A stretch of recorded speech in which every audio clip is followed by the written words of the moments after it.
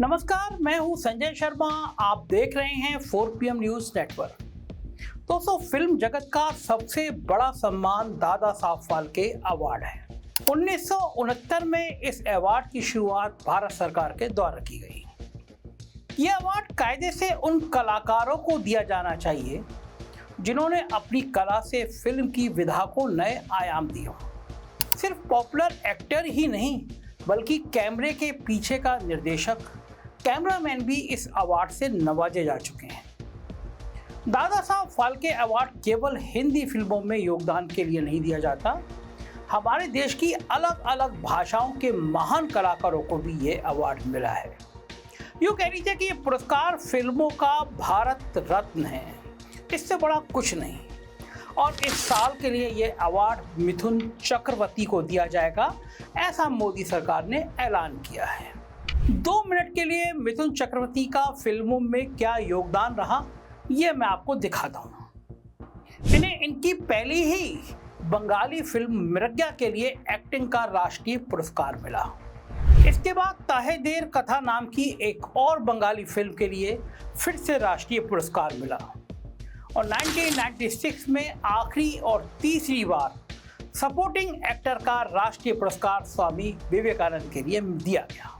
इसके अलावा 1982 में आई इनकी फिल्म डिस्को डांसर और उसके गाने जिम्मी जिम्मी ने इन्हें भारत और खासकर रूस में स्टार बना दिया। रूस में आज भी लोग राज कपूर और मिथुन चक्रवर्ती को याद रखते हैं। तो क्या मिथुन चक्रवर्ती इस दादा साहब सम्मान के सही हकदार हैं? जी हाँ, काफी हद तक। लेकिन ये सम्मान दिए जाने का समय और मिथुन चक्रवर्ती का पूरी फिल्मी ग्राफ कुछ सवाल या निशान छोड़ता है। जैसे कि मैंने पहले कहा, दादा साहब फाल्के सम्मान फिल्म की कला में योगदान के लिए दिया जाता है। यानी अगर कोई निर्देशक या कैमरामैन हो तो उन्होंने ऐसी फिल्में बनाई हो जिससे आने वाले फिल्मकार प्रेरणा ले सकें। भले ही वो फिल्में हिट हुई हो या नहीं, पर अद्भुत तरीके से बनी हो। इसी तरह अगर कोई अभिनेता है, उसने अपने अभिनय से लगातार बार बार ऐसी छाप छोड़ी है कि आने वाली पीढ़ियां उसके काम को देखकर अभिनय सीखें, तो ये काम दिलीप कुमार ने किया है और उन्हें भी यह सम्मान मिला है। मगर क्या यही हम मिथुन के लिए कह सकते हैं? 90 के दौर में आई उनकी फिल्म गुंडा और ऐसी तमाम बी ग्रेड फिल्में उन्होंने की जो अभिनय और फिल्म की वास्तविक कला से कोसों दूर है। मतलब उनके राष्ट्रीय पुरस्कार ये बताते हैं कि वो अभिनय करना जानते तो हैं, मगर फिल्मों के चयन में अच्छा अभिनय करने की गुंजाइश है या नहीं, उन्होंने देखना जरूरी नहीं समझा अगर उन्हें पैसे मिल रहे थे। डिस्को डांसर से वो सुपरस्टार तो बन गए, मगर क्या डिस्को डांसर उनके अभिनय के लिए जानी जाती है? जी नहीं, फिल्मों के गानों के लिए जानी जाती है। और अगर सुपरस्टार होना ही पैमाना है तो फिल्मों के पहले सुपरस्टार और अब तक सबसे ज़्यादा हिट फिल्में देने वाले राजेश खन्ना को ये सम्मान आज तक क्यों नहीं मिला? मैं बताता हूँ क्यों नहीं मिला। क्योंकि राजेश खन्ना फिल्मी जीवन के बाद अपने राजनीतिक जीवन में कांग्रेस के साथ थे, दिल्ली से लोकसभा चुनाव भी जीते थे और भारतीय जनता पार्टी की हिंदू मुसलमान वाली बांटने की राजनीति के मुखर विरोधी भी थे। आइए उनके इंटरव्यू की एक क्लिप सुनाता हूँ। पार्टी की आप बात कर रहे हैं, बीजेपी की। इनका तो काम है कि एक भाई को दूसरे भाई से लड़ा देना। हम तो दोनों एक ही बिरादरी से आए थे। ये बीजेपी पार्टी का काम है एक दूसरे को लड़ाना, एक दूसरे को अलग कर देना, भाई भाई को अलग कर देना। अब जो आदमी भाजपा की बुराई कर चुका है, भले ही वो कितना भी बड़ा सुपरस्टार क्यों ना रहा हो, उसे तो मोदी जी कैसे अवार्ड दे सकते हैं। लेकिन अभिनय में नसरुद्दीन शाह जैसे कलाकार हैं जिन्हें देखकर दूसरे कलाकार सीखते हैं, मगर उन्हें भी ये सम्मान नहीं दिया गया क्योंकि उन्होंने भी खुले मंच से भाजपा की विभाजनकारी नीतियों के खिलाफ डंके की चोट पर बोला। सम्मान तो दूर, आईटी सेल के गुर्गों ने उन्हें पाकिस्तान जाने के लिए बोल दिया था। तो कुल मिलाकर मिथुन ना तो दिलीप कुमार और नसरुद्दीन शाह जितने कमाल के अभिनेता हैं और ना ही अमिताभ बच्चन और राजेश खन्ना जितने बड़े सुपरस्टार। तो उन्होंने ऐसा क्या कर दिया जो इस साल मोदी सरकार उन्हें एक नहीं दो अवार्ड दे रही है। जी हाँ, इसी साल उन्हें पद्म भूषण भी दिया गया। और अब दादा साहब फाल्के पुरस्कार, फिल्मों में मिथुन का जितना भी अच्छा काम है वो सालों पुराना है और मोदी सरकार को आए 10 साल हो चुके हैं। तो ये सम्मान मोदी सरकार के आते ही 2014 में क्यों नहीं दिया गया? क्योंकि तब मिथुन चक्रवर्ती तृणमूल कांग्रेस के नेता थे। ममता और मोदी की लड़ाई से तो हम सब परिचित हैं। मिथुन को तृणमूल कांग्रेस ने राज्यसभा भी भेजा। 2 साल में मिथुन चक्रवर्ती केवल 3 बार राज्यसभा गए और फिर हेल्थ के इशू बनाकर उन्होंने इस्तीफा दे दिया। हालांकि असलियत ये थी कि शारदा चिट फंड स्कैम में इनका भी नाम उछला, क्योंकि ये शारदा चिट फंड स्कीम के ब्रांड एम्बेसडर थे। इनको 1 करोड़ 19 लाख रुपए ने देने पड़े थे, क्योंकि इन्होंने 2 करोड़ रुपए की फीस ब्रांड एम्बेसडर के तौर पर ली थी। ममता बनर्जी ने आरोप लगाया कि मिथुन गद्दार हैं, अपने बेटे को बचाने के लिए बीजेपी ज्वाइन कर चुके हैं। मिथुन के बेटे को उसकी शादी के दिन बलात्कार के आरोपों में पुलिस ने गिरफ्तार कर लिया था, लेकिन फिर भी 2 दिन बाद जमानत हो गई, क्योंकि मिथुन चक्रवर्ती भाजपा की वॉशिंग मशीन में जाने को तैयार हो गए। वहीं दूसरी तरफ मिथुन ने ममता बनर्जी को पागल करार दे दिया और उनकी बात को गलत बताते रहे। लेकिन 2021 में आरएसएस मुखिया मोहन भागवत से मीटिंग करने के कुछ दिन बाद ही मोदी जी की मौजूदगी में वो भाजपा में शामिल हो गए। पिछले 2 साल से भाजपा के लिए प्रचार प्रसार कर रहे हैं मिथुन। अब 2024 में 1 साल के अंदर पद्म भूषण भी दादा साहब फाल्के जैसा सम्मान एक साथ दिया जा रहा, क्या केवल इनके फिल्मों में योगदान के लिए है या भाजपा के लिए योगदान के लिए भी है? ये आप खुद समझ सकते हैं, मुझे समझाने की जरूरत नहीं है। बात सिर्फ मिथुन चक्रवर्ती पर आकर रुक नहीं जाती। महाराज नरेंद्र मोदी की जिस पर कृपा हो जाती है उसको अवार्ड इस तरह दे देते हैं जैसे पुराने जमाने में राजा गले से मोतियों का हार निकालकर दे दिया करते थे। उदाहरण से समझाता हूँ। 2014 और 15 में लगातार 2 साल कंगना रनौत को नेशनल अवार्ड मिला। फिल्में थी क्वीन और तनु वेट्स मनु रिटर्न्स। इसमें कोई शक नहीं है कि दोनों ही फिल्मों में इनकी एक्टिंग कमाल की थी और इन फिल्मों के लिए ये नेशनल अवार्ड की हकदार भी थी। लेकिन फिर इसके बाद इनकी बीजेपी से नज़दीकियां बढ़ी, तो 2019 के एक ही साल में एक नहीं बल्कि 2 फिल्मों के लिए इनको नेशनल अवार्ड दिया गया। फिल्में थी मणिकर्णिका और पंगा। कोई भी सच्चा फिल्म प्रेमी बता सकता है कि इन फिल्मों में कंगना के अभिनय में कुछ भी कमाल नहीं था, मगर फिर भी नेशनल अवार्ड मिल गया। थोड़ी बहुत आलोचना हुई, मगर किसी को क्या फर्क पड़ता है। विनोद खन्ना हिंदी फिल्मों का जाना माना नाम रहे हैं। 2017 में उनकी मृत्यु हो गई। उसी साल उनको मरणोपरांत दादा साहब फाल्के अवार्ड दे दिया गया। क्या वो अच्छे कलाकार थे? बिल्कुल थे।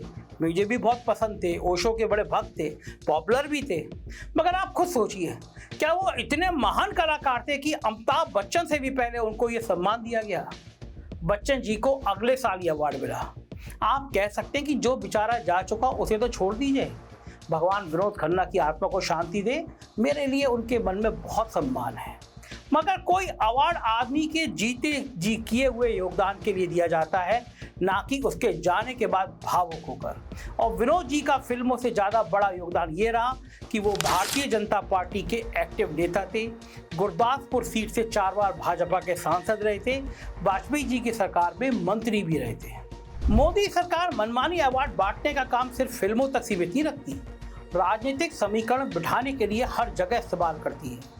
मोदी जी हमेशा मंच से और रैलियों में कहते रहे हैं कि पिछले 70 साल में देश में कोई काम नहीं हुआ और पिछले 10 साल में ही उसकी भरपाई हो रही है।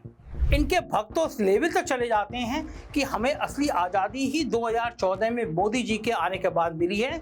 उनके अनुसार 1947 में तो हमको भीख मिली थी। तो अगर 70 साल में कुछ नहीं हुआ था और अगर मोदी जी से पहले के सब प्रधानमंत्री नाकारा थे, उन्होंने कोई काम नहीं किया था, तो फिर इस साल भाजपा सरकार ने भूतपूर्व प्रधानमंत्री चरण सिंह और नरसिंहा राव को भारत रत्न क्यों दिया?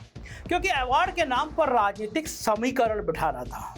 चरण सिंह को भारत रत्न मिलते ही उनके पोते जयंत भाजपा की गोदी में जा बैठे। वहीं कांग्रेस के प्रधानमंत्री नरसिंहा राव को ये सम्मान देकर गांधी परिवार पर तंज कसने की कोशिश की गई, ये जताकर कि गांधी परिवार अपनी पार्टी के नेताओं को कुछ नहीं समझता।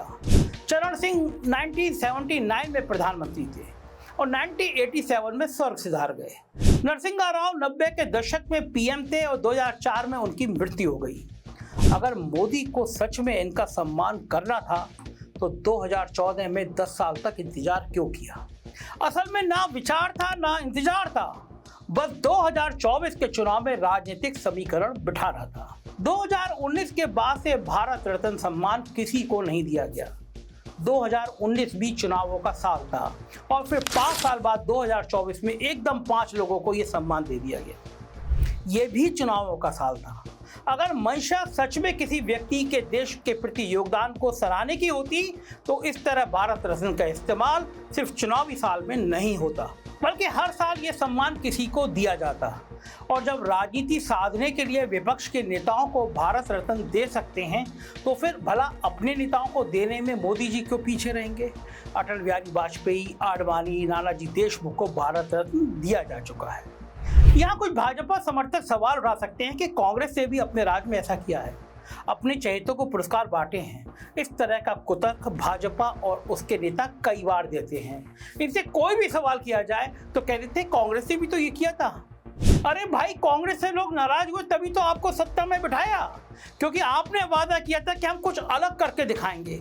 इसलिए अपनी खामियों को छुपाने के लिए पुरानी सरकारों की खामियां गिनवाना कब खत्म होगा? अब तो 11वां साल शुरू हो चुका है महाराज, 3री बार सरकार बन चुकी है। अब तो अपने कामों की जिम्मेदारी लेना शुरू करिए। मगर मोदी जी सिर्फ अवार्ड देने में नहीं, नए नए अवार्ड बनाने में व्यस्त हैं। इस साल 23 यूट्यूबर्स को नेशनल क्रिएटर अवार्ड खुद मोदी जी के हाथों से दिया गया। ये सब लोग या तो राजनीतिक मुद्दों से अलग काम करते हैं, जैसे फिटनेस, खाना बनाना, या इनमें से कई लोग राजनीतिक मुद्दों पर सीधे या परोक्ष रूप से मोदी सरकार के समर्थन में बात करते हैं। एक अवार्ड भी ऐसे किसी क्रिएटर या यूट्यूबर को नहीं दिया गया जिसने मोदी सरकार से ज्वलंत मुद्दों पर सटीक और जरूरी सवाल पूछे हों। उनके घर तो अवार्ड के रूप में EOW, ED इनकी रेड हो जाती है, FIR की धमकी दी जाती है। मेरे साथ भी हुआ है, कई बार हुआ है, मगर कोई बात नहीं। जर्नलिज्म का धर्म है सरकार से सवाल पूछना। हम आज भाजपा से सवाल पूछते हैं, कल मान लीजिए कांग्रेस की सरकार होगी तो उससे भी सवाल पूछेंगे। सिर्फ अवार्ड के मोह में पत्रकारिता का धर्म तो नहीं छोड़ सकते। मेरा मानना है कि कला और सामाजिक जीवन से जुड़ा कोई भी सम्मान किसी भी सरकार द्वारा बिना किसी पक्षपात के दिया जाना चाहिए, चाहे वो भारत रत्न हो या फिर दादा साहब फाल्के सम्मान या फिर कोई भी राष्ट्रीय पुरस्कार। पद्मश्री सम्मान पिछले कुछ सालों में जमीनी स्तर पर अच्छा काम करने वाले लोगों को दिया जा रहा है जो फेमस नहीं है लेकिन अपने कार्य क्षेत्र में अच्छा काम कर रहे हैं। ऐसे आम आदमी जो अपने काम में खास हैं उनको पद्मश्री देने का काम भी सराहनीय देना चाहिए कि गरीब लोग हैं, अच्छा काम कर रहे हैं, देना चाहिए। लेकिन यही निष्पक्ष तरीका बड़े लोगों पर भी होना चाहिए, बड़े स्तर पर भी होना चाहिए, जैसे पद्म विभूषण, पद्म भूषण और भारत रत्न सम्मान। किसी भी स्तर पर किसी भी अवार्ड का राजनीतिकरण नहीं होना चाहिए। आज भी हमारे जीवन में दोस्त की तरह साथ हंसने, रोने, गाने वाले मोहम्मद रफ़ी और किशोर कुमार भारत के सच्चे रत्न हैं, मगर वो अभी भी दादा साहब फाल्के अवार्ड से दूर हैं। 70 के दशक में आइकॉनिक फिल्में लिखने वाले जावेद अख्तर, जिन्होंने उसके बाद सैकड़ों गाने लिखे हैं जो हमारे घर में नाचने गाने से लेकर पूजा पाठ में गाए जाते हैं, क्या वो दादा साहब फाल्के सम्मान के हकदार नहीं हैं? या फिर ऐसा समझे कि देश और समाज में लगातार भाईचारा फैलाने के लिए, हिंदू मुसलमान राजनीति पर सवाल उठाने के लिए और मोदी सरकार से सवाल पूछने के जुर्म में वो हमेशा किसी भी बड़े अवार्ड से दूर रहेंगे? चलिए, चाहे रफ़ी हों, किशोर कुमार हों या फिर जावेद अख्तर हों, इनका किया हुआ काम किसी भी सम्मान के मिलने या ना मिलने का मोहताज नहीं है। बल्कि आज की मौजूदा सरकार में अवार्ड मिलने को देखकर एक बात तो कही जा सकती है, अगर आपको अवार्ड मिला है तो हो सकता है आपने अच्छा काम किया हो, लेकिन अगर आपको अवार्ड नहीं मिला है तो आप जरूर अच्छा काम कर रहे हैं। साथ बने रहिए, मस्त रहिए, सवाल पूछते रहिए। शुक्रिया, थैंक यू।